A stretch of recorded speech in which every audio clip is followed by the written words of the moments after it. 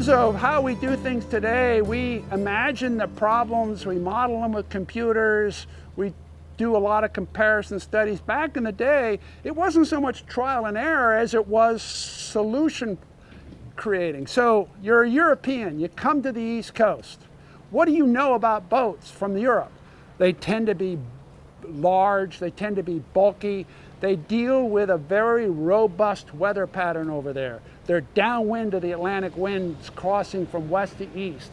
They get big seas. You want a lot of buoyancy in these vessels. So you come with this knowledge of a typical boat, even a relatively small boat, could possibly be fairly load carrying, fairly bulky, but now you're trying to navigate the Chesapeake Bay. It's narrow. The rivers of the Chesapeake Bay are winding and narrow.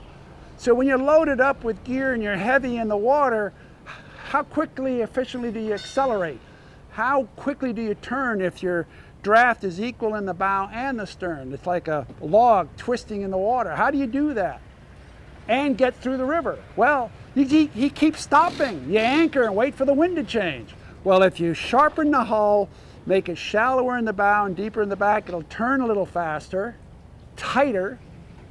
You have a taller rig with some rake because you can't count on your standing rigging.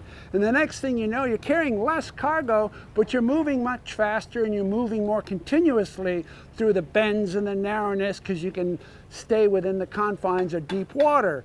And so it's problem resolving rather than trial and error.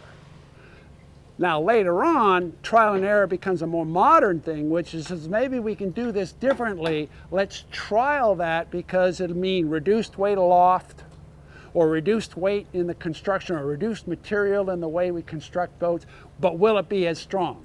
That's the trial and error part of the more modern era. Back in the day, it was like, we're doing okay, but we could do better. So maybe that's the trial and error. Maybe we can do better by changing things, but by itself, it's not specifically a trial and error process.